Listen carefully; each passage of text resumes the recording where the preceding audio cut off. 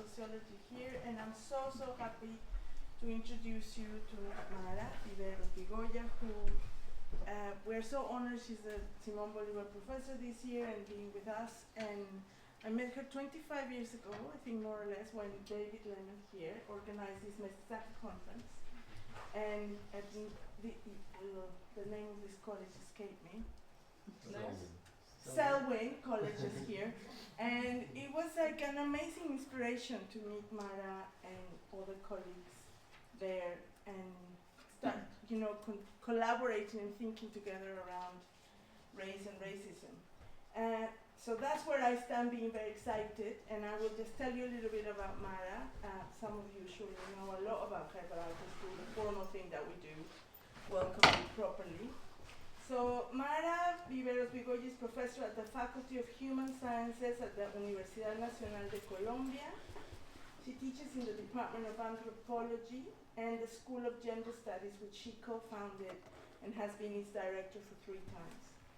She has been the Simón Bolívar professor already before, from 2000 to 2001, the youngest person to ever have that professorship at the University of Paris in a name I cannot pronounce, Institute of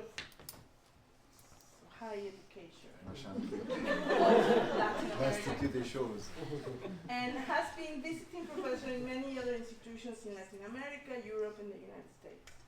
She was also president of the Latin American Studies Association from 2019 and 2020, and she led the very first LASA's online congress, which was a big challenge, and she did it superbly. Throughout her career as a researcher and lecturer, she has been guided by the theoretical, political, and ethical dimensions of critical feminism. Her research has focused on the intersections of gender, sexuality, class, and race and ethnicity in the social and cultural dynamics of Latin American societies. She's very interested currently in Black middle classes in Colombia, anti-racist ideologies, practices, and cultures in Latin America, and the study of men and masculinities from a feminist perspective. She's also been the translator to Spanish of Aimé Césaire's work, and she has recently become interested in the unsung contributions of women to the Negritude movement. She's author of many books, one of them here, which has been this year,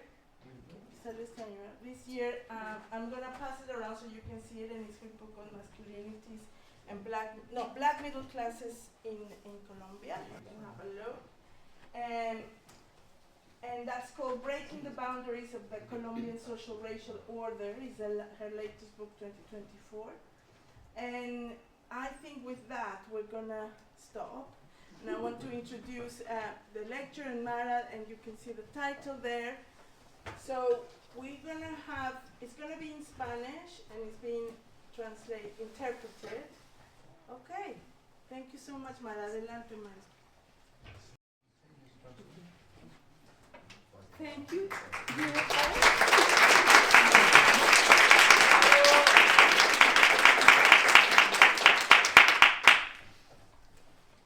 Thank you all for being here today. A special thanks to my dear friend and colleague Monica for her generous introduction, and to Pedro, Sandra, and Paola for their warm welcome at class, since my arrival, as well as for their thoughtful organization of this seminar. I am delighted to be here, sharing my work with you all.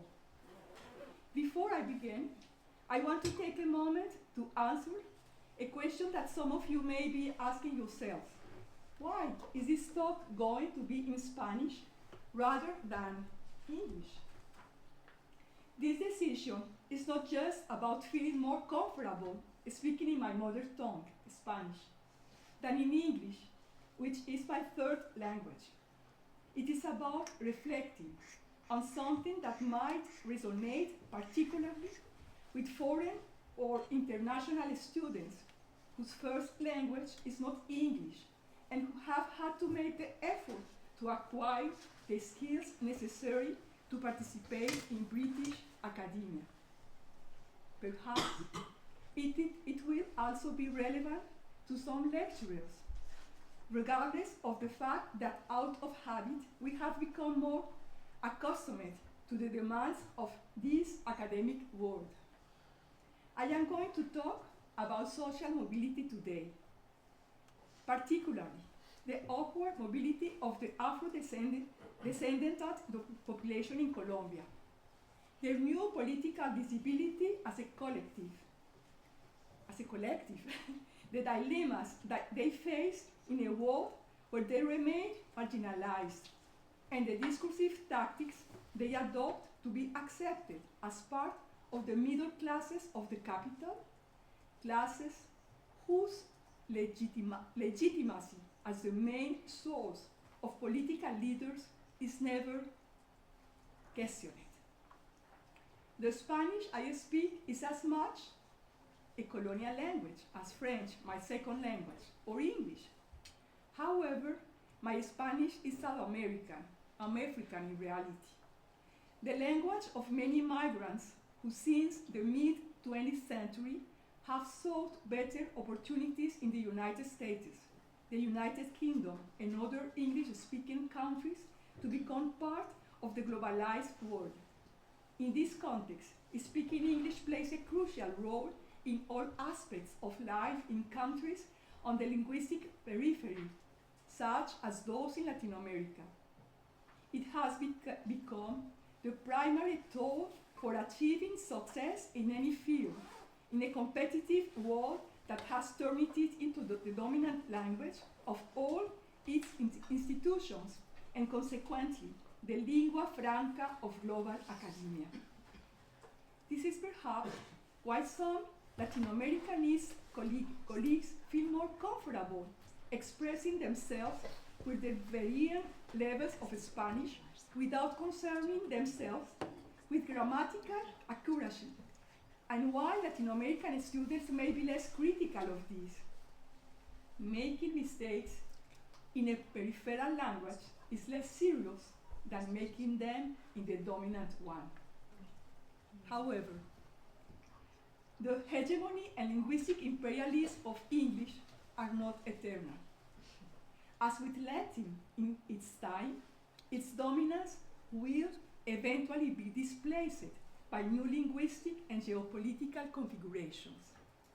Yet, speaking Spanish does not absolve me for reproducing internal colonialisms that impose similar demands on indigenous and Afro-descendant people who today fight in Latin America to preserve their mother tongues in countries that pride themselves or their pluriethnic and multicultural identities, while failing to acknowledge the power hierarchies that shape everyday social interactions. These utopian ideals of respect and diversity often turn in practice into intolerance towards linguistic deviations linked to class, ethnicity, and race. The constant scrutiny of Vice President Francia Marquez's ways of speaking, not just her accent, but also her supposed linguistic errors, which are meticulously examined, reveals how the white mestizo world in Colombia continues to zealously police the boundaries of respectability they believe are their own. Being accepted in this context requires people to continuously perform acts of class distinction through language. In the name of the pluralism and cultural diversity in academic space, I invite you to foster more multilingual encounters, where we can share the challenges of embracing cultural and linguistic heterogeneity. Only by recognizing these difficulties can we genuinely practice a radical attentiveness to diversity. Bueno, paso al español. El 28 de abril de 2021 terminé de escribir el manuscrito del libro El oxímoron de las clases medias negras y lo envié a los colegas del Centro de Estudios Avanzados de América Latina en Guadalajara para iniciar el proceso de revisión por pares. En este libro examiné la inserción de sectores de la población afrocolombiana en las clases medias, un grupo que es bastante heterogéneo, a través del análisis de las trayectorias de ascenso social de 3 generaciones de 18 familias originarias de la región del Pacífico y del Caribe, tanto continental como insular, principales zonas de asentamiento de la población afrodescendiente en Colombia. Este análisis abarcó un periodo de 80 años, entre 1930 y 2010. Estábamos en plena pandemia, con millones de contagios y miles de muertos, y el gobierno colombiano de Iván Duque propuso una reforma tributaria con el fin de recaudar los fondos necesarios para implementar las políticas sociales exigidas en respuesta a los efectos económicos de la pandemia del COVID-19. Esta reforma, que buscaba aumentar impuestos a productos básicos y servicios, desató masivas protestas en ciudades y en zonas rurales. La exigencia del retiro de esta reforma se convirtió rápidamente en el detonante de un paro nacional histórico, en el que hombres y mujeres jóvenes, organizaciones de indígenas y afrodescendientes y sindicatos reivindicaron en paralelo asuntos coyunturales como exigencias hechas en luchas sociales del pasado. No era la primera vez que teníamos una movilización grande en Colombia en el periodo reciente. De hecho, entre noviembre de 2019 y febrero de 2020, grandes protestas ya habían estallado contra la política económica neoliberal del gobierno de Iván Duque. Sin embargo, el paro nacional de 2021 sí ha sido hasta ahora la movilización social más grande y prolongada de Colombia, superando las protestas masivas de 2019. En 2021, las protestas en Colombia, que se prolongaron por más de 2 meses, lograron frenar la reforma tributaria y marcaron un cambio histórico al posicionar a la izquierda como favorita para las elecciones de 2022. Entre las principales demandas destacaron la educación superior gratuita y las reformas al sistema de salud, recordando las movilizaciones chilenas de 2019. Y este movimiento se convirtió en un hito para las luchas sociales del país. En varias ocasiones durante el paro, se mencionó que la reforma tributaria planeada iba a afectar principalmente a las clases medias y que el tamaño de las clases medias venía reduciéndose, amenazado tanto por el desempleo como por la pandemia. El discurso público, a diferencia del académico, está interesado en discutir las necesidades de las clases medias, principalmente porque son percibidas generalmente como el antídoto contra los extremos y como un grupo que opera como contención social en tiempos de crisis, como el de este paro nacional.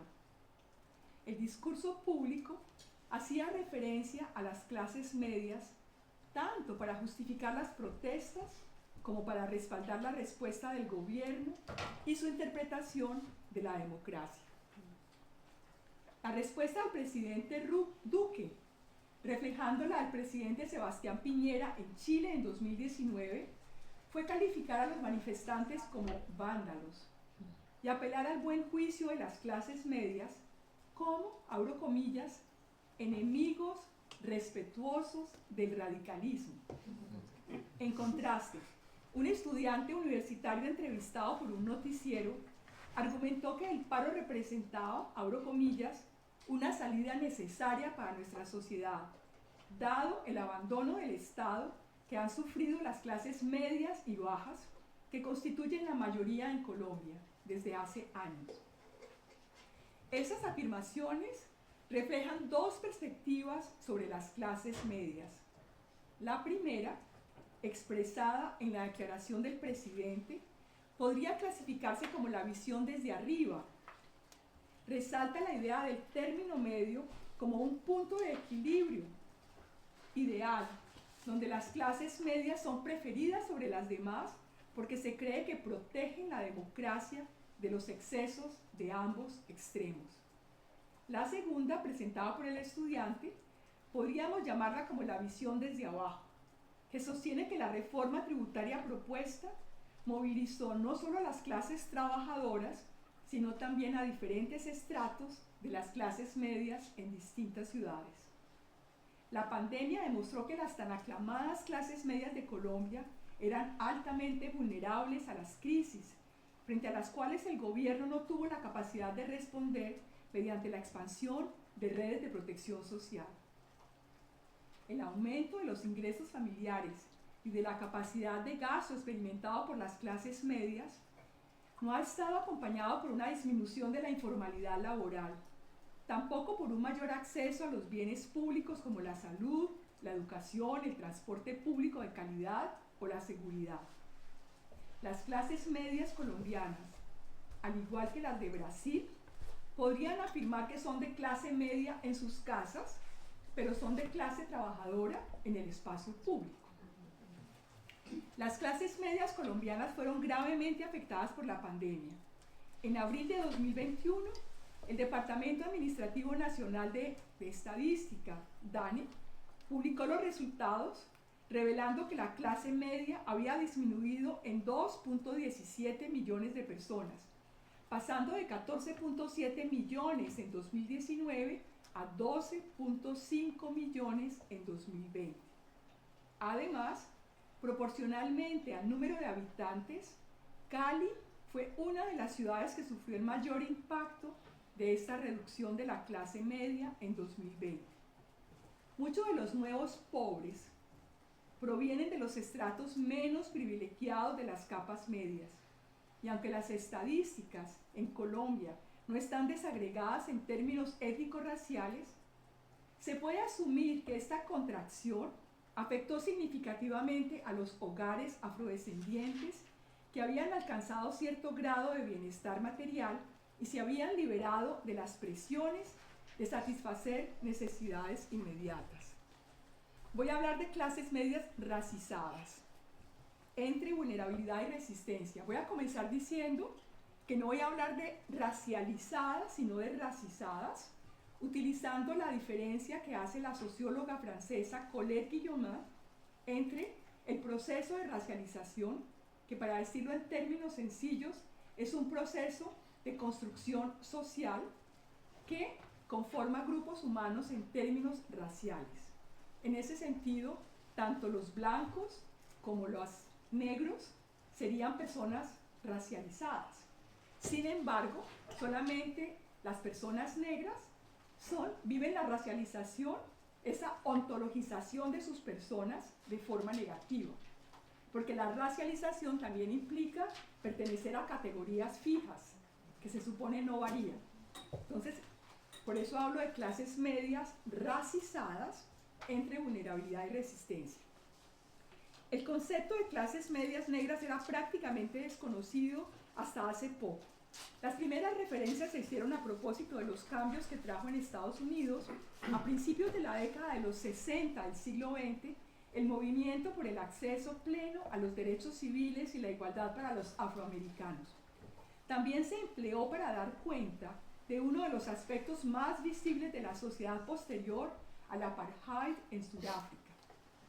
En América Latina se ha empezado a nombrar ese grupo demográfico a medida que la población de graduados universitarios negros ha crecido.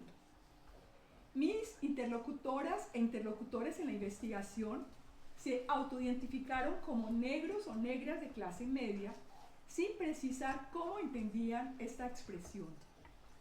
A posteriori, considero que esto pudo responder a diversas razones.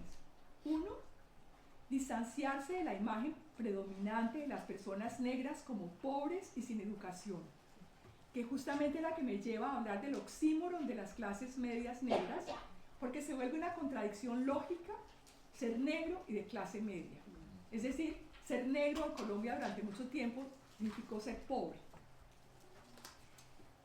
El segundo asunto es que creo que también querían reivindicar un estatus de respetabilidad que les había sido negado históricamente, o finalmente apropiarse de pautas culturales de las clases medias capitalinas que se asocian con la modernidad y con un ideal posracial. Más que una categoría fija, las clases medias negras las entiendo como un proyecto político y cultural situado en un contexto histórico específico. Aunque podrían describirse por indicadores objetivos, es decir, una posición intermedia en el espacio social, el acceso a un empleo asalariado con formación universitaria y cierto confort material, en mi investigación utilicé distintos enfoques según el contexto, considerando sus alcances y limitaciones. Utilizar el concepto de clases medias negras en Colombia es complejo, además, debido al racismo estructural que persiste en el país, donde la población afrodescendiente enfrenta las peores condiciones de vida y un acceso limitado a posiciones de poder. A lo largo del siglo XX, el mestizaje se presentó como una ideología igualitarista que permitía superar y negaba el racismo, dificultando su reconocimiento. Sin embargo, las luchas afrocolombianas se fueron transformando a lo largo del siglo XX, pasando de discursos igualitaristas en los años 70 a enfoques étnicos y culturales en los años 90, impulsados por procesos como el reconocimiento constitucional del multiculturalismo en los años 90 del siglo XX. En Colombia, las clases medias negras oscilan entre la vulnerabilidad y la resistencia, enfrentando las tensiones de un racismo estructural que atraviesa sus trayectorias sociales, mientras algunas han adoptado una identidad etnizada que se vincula mayoritariamente con las formas de vida y cultura de la región del Pacífico, otras urbanas se enfocan en la lucha por derechos y oportunidades sin enfatizar singularidades culturales. Por otra parte, eventos como la conferencia de Durban en 2001, esta conferencia mundial contra toda forma de intolerancia y contra el racismo, apoyaron la posibilidad de librar luchas antirracistas, pero también revelaron tensiones entre el empoderamiento colectivo y la cooptación institucional de esas luchas antirracistas. Todas esas dinámicas me parecen claves para entender las transformaciones sociales, políticas y culturales de estas clases. Aunque el ascenso social de las poblaciones afrodescendientes refleja logros significativos, su fragilidad estructural las hace evidentemente vulnerables a crisis económicas y políticas como la pandemia del COVID, que empujó a millones hacia la pobreza, exacerbando desigualdades y barreras históricas. Durante el paro nacional de 2021, las clases medias negras enfrentaron los efectos de la precarización económica, mientras algunas de sus fracciones, compuestas por docentes y estudiantes, participaron activamente en movilizaciones que cuestionaron tanto las políticas gubernamentales como las narrativas meritocráticas que las caracterizaban como beneficiarias pasivas del sistema. Y en ciudades como Cali, voy a hablar de Cali, pero por ahora no vamos a mover, se destacaron por articular demandas dirigidas a desmontar jerarquías raciales y sociales, además de construir alianzas con sectores populares, consolidándose de este modo como actores clave en la lucha por la justicia social. Frente a la narrativa oficial del gobierno que idealizaba a las clases medias como defensoras del orden y la estabilidad, las movilizaciones mostraron una perspectiva distinta, una conciencia de su propia vulnerabilidad y su convergencia con demandas populares por derechos fundamentales.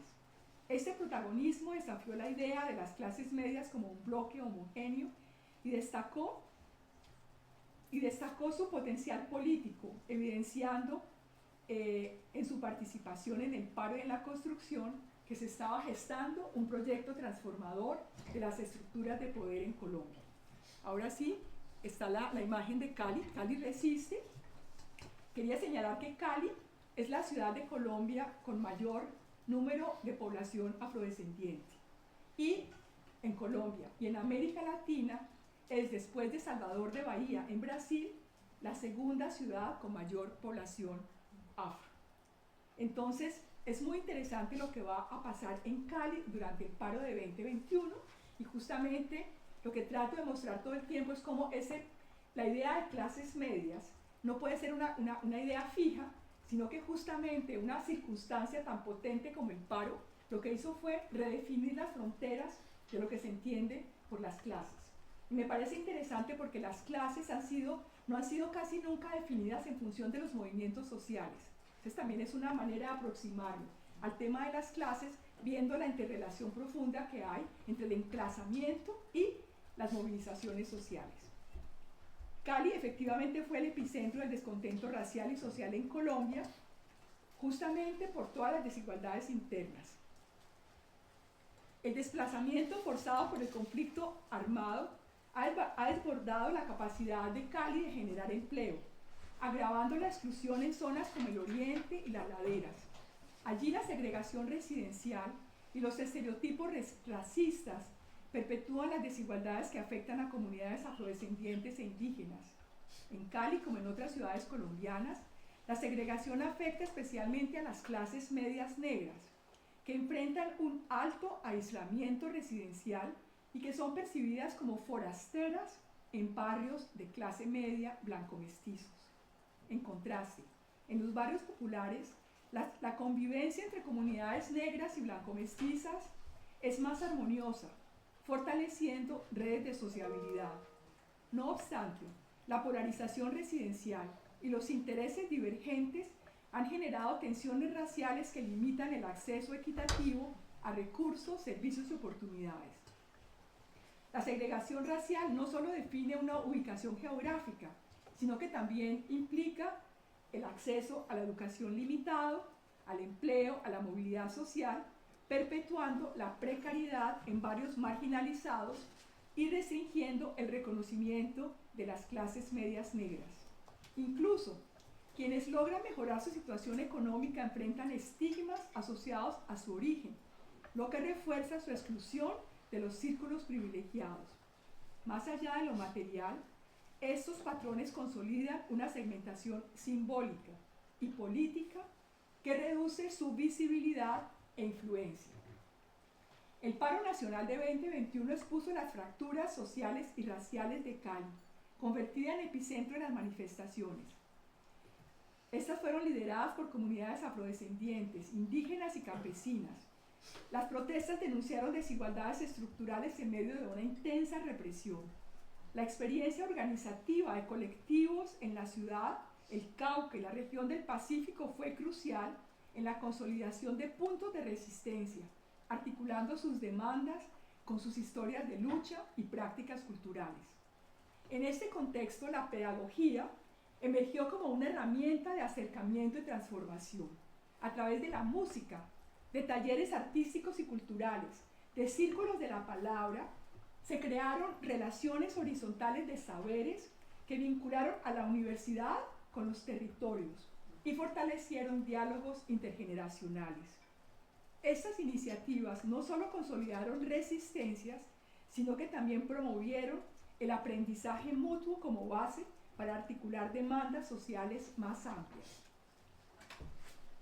También, ¿qué sucedió? La llegada de la Minga, integrada por pueblos indígenas del Cauca y líderes afrodescendientes, que desató reacciones violentas en los barrios de clase alta del sur de Cali, donde grupos armados civiles atacaron a los manifestantes el 9 de mayo de 2021, impulsados por discursos racistas.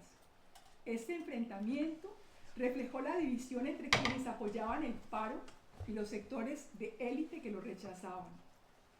La Minga, que es una palabra de origen quechua, entendida como una estrategia de resistencia indígena, ha funcionado como una herramienta de presión desde la Constitución de 1991 a través de bloqueos en la carretera panamericana contra diversos gobiernos.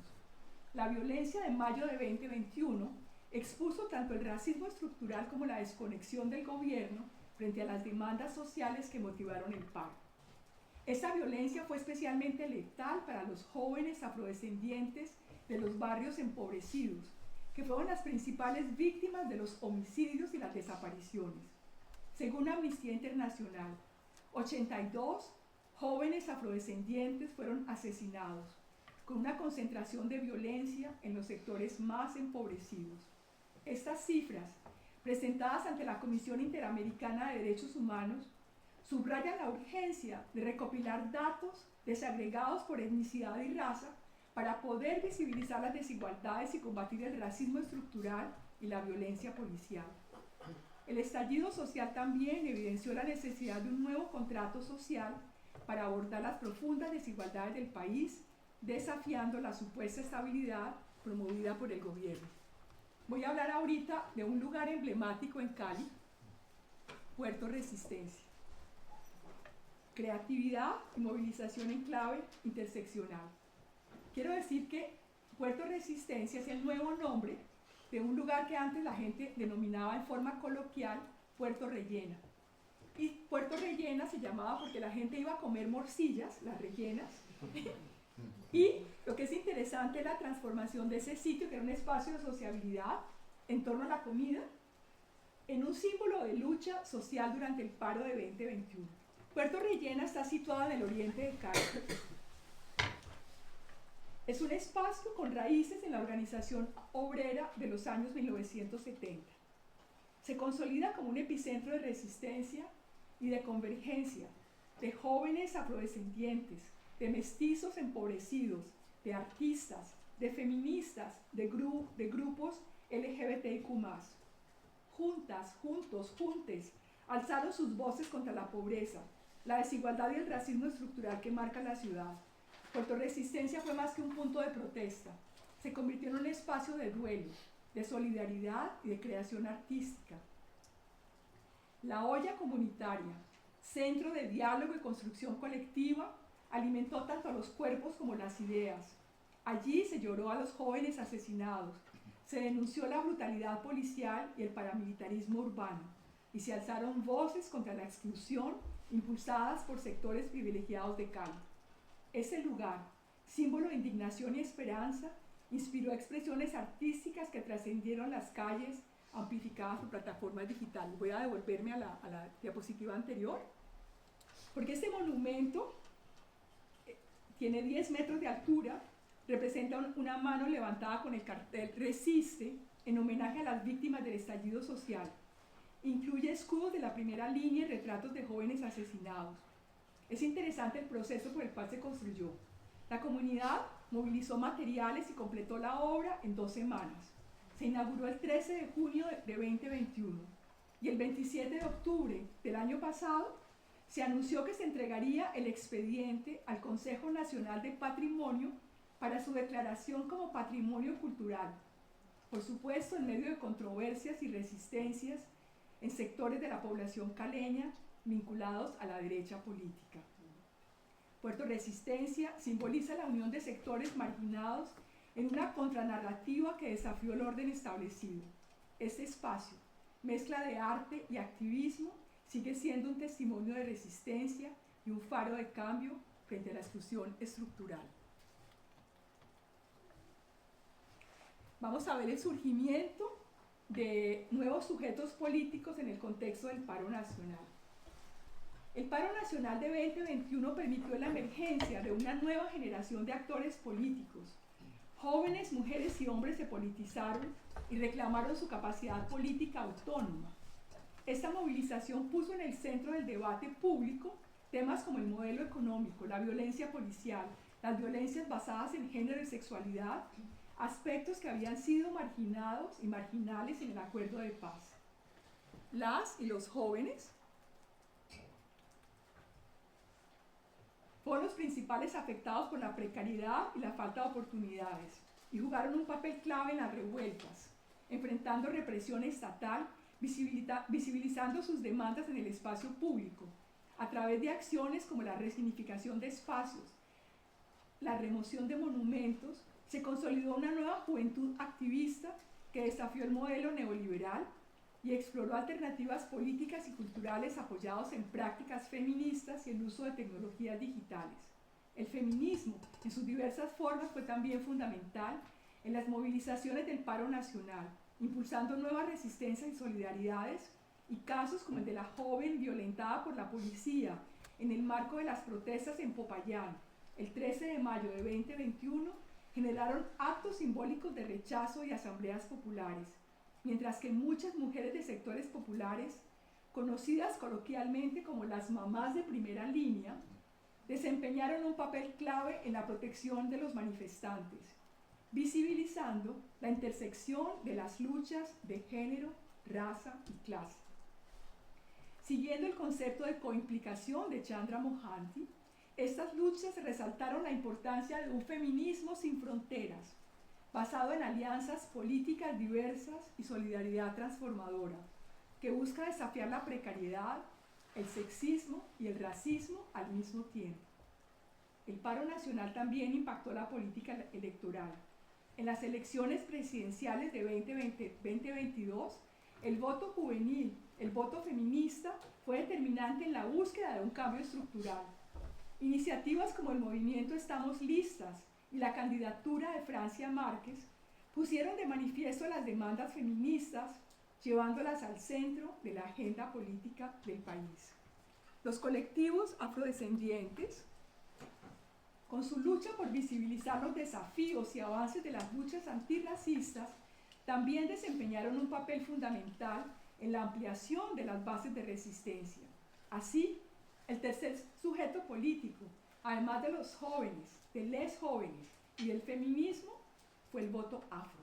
Las poblaciones afrodescendientes, históricamente subrepresentadas en el proceso democrático, encontraron una salida política en la figura de Francia Márquez. Su designación como fórmula vicepresidencial de Petro aseguró muchos más votos para el pacto histórico, el partido del gobierno, en los municipios donde la población negra autodefinida representa más del 75% del total.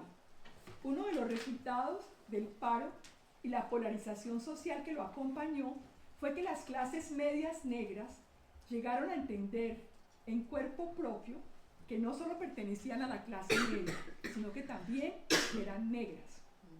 En 2022, por primera vez en Colombia, 5 de los 8 candidatos a la vicepresidencia pertenecían a la población afrodescendiente, lo que marcó un hito en la política colombiana y reflejó el creciente peso político de la población negra.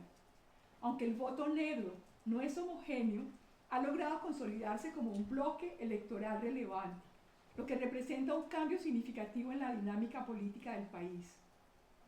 La presencia de tantos rostros negros en la campaña electoral abrió un espacio para debatir sobre el racismo y visibilizó problemáticas socioculturales que históricamente habían estado ausentes de las agendas electorales.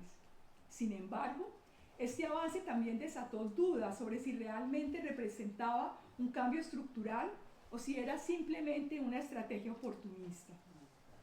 A pesar del aumento de la participación política de los grupos minorizados, el racismo estructural sigue presente, como lo evidencian los 569 incidentes racistas registrados en las redes sociales entre abril y mayo de 2022, de los cuales 561 fueron dirigidos contra la candidata Francia Márquez.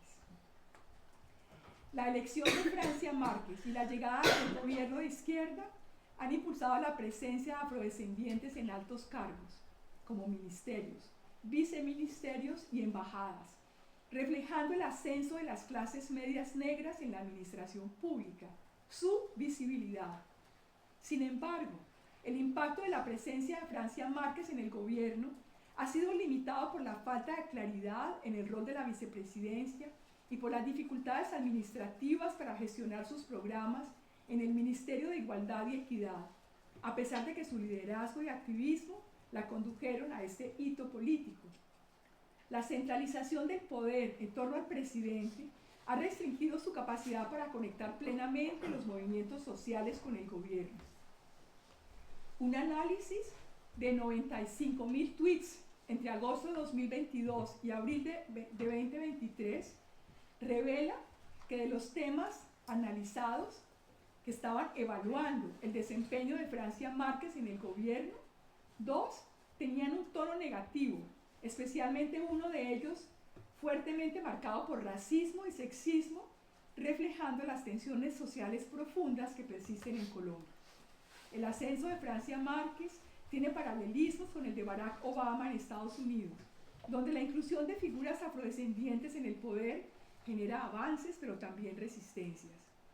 La elección de Obama, aunque histórica para la comunidad African American, provocó reacciones que, capitalizadas, facilitaron en cierta medida el ascenso de Donald Trump. Este fenómeno pone de manifiesto cómo la representación de afrodescendientes en posiciones de poder desafía estructuras sociales profundamente arraigadas, evidenciando tanto su potencial transformador como los riesgos de retrocesos cuando las élites conservadoras responden con ataques y polarización. Lleguemos a las reflexiones finales. La necesidad de un nuevo contrato social, sexual y racial en Colombia. La inclusión de líderes afrodescendientes en el poder ha revelado tensiones entre el cambio progresista y la reacción conservadora. El desafío ahora es convertir los avances simbólicos en cambios estructurales duraderos. Para las clases medias negras en Colombia, este desafío definirá si sus logros se van a alinear con un proyecto colectivo que enfrente el racismo estructural y la desigualdad, o si se mantienen en dinámicas individualistas de ascenso social. El liderazgo de Francia Márquez y la visibilidad política de las clases medias racizadas pusieron de manifiesto la necesidad de un nuevo contrato social que aborde el racismo, garantice justicia social y de género y repare las desigualdades históricas, promoviendo de manera clara una mejor redistribución de recursos y oportunidades. El paro nacional de 2021 expuso la violencia diferenciada contra afrodescendientes, evidenciada en el uso excesivo de la fuerza y de prácticas racistas, especialmente hacia jóvenes, mujeres, personas afro-LGBTIQ+. Estas agresiones profundizaron injusticias estructurales y reforzaron la necesidad de un nosotros popular, plural, impulsado por líderes como Francia Márquez, para unir sectores en la lucha contra la exclusión. Más allá de demandas económicas, el movimiento exigió una transformación profunda del sistema político y social, destacando por primera vez a las clases medias racizadas como actores clave en la lucha por la representación y el reconocimiento. El debate sobre la reforma agraria puso en evidencia la relación entre racismo, desigualdad y violencia en Colombia. A pesar de algunos avances en el acuerdo de paz y de la desmovilización de las FARC, las violencias estructurales persisten en forma de masacres, desplazamientos, homicidios políticos afectando principalmente a comunidades indígenas y afrodescendientes. La iniciativa del presidente Petro para impulsar la reforma agraria busca enfrentar estas desigualdades, pero ha encontrado una fuerte y tenaz resistencia por parte de terratenientes y ganaderos apoyados por grupos armados ilegales y sectores del Estado. Esta oposición refleja cómo el control de la tierra sigue siendo un eje central del poder político y económico en Colombia. En ese contexto, en agosto de 2023, el gobierno firmó 2 decretos claves para implementar por primera vez la Ley 70 de 1993, esa ley que garantiza el derecho a la propiedad colectiva para las comunidades negras, raizales y palenqueras. Estas medidas buscan no solo proteger su identidad cultural y el medio ambiente, sino también regular la explotación agroambiental y minera en sus territorios, asegurando una mayor autonomía y reduciendo las brechas de desigualdad. El racismo estructural en Colombia persiste bajo la negación de su existencia, sostenida por la larga narrativa de un país mestizo y reforzada por la Constitución de 1991, a pesar de su reconocimiento de la nación como multiétnica y pluricultural. los cambios culturales avanzan más lentamente que los legales, lo que permite que las desigualdades raciales se mantengan. A pesar de los esfuerzos de los movimientos indígenas y afrodescendientes por visibilizar estas injusticias y cuestionar el orden racial colonial del país, las estructuras de exclusión permanecen intactas o casi. Ante esta situación, el liderazgo afrodescendiente enfrenta limitaciones. Aunque particularmente las mujeres negras lideresas han ganado visibilidad en los espacios políticos, académicos y sociales, su presencia no siempre se ha traducido en un poder transformador, ya que las barreras institucionales y políticas siguen restringiendo su capacidad para incidir en la toma de decisiones. Ellas enfrentan discursos discriminatorios y amenazas que buscan desincentivar su liderazgo, subrayando la necesidad de políticas integrales que no se limiten a medidas focalizadas, sino que aborden las raíces del racismo estructural e institucional. Para construir una Colombia realmente incluyente, la representación pública en altas esferas es insuficiente. Es preciso un esfuerzo sostenido para desmantelar las estructuras de desigualdad y discriminación.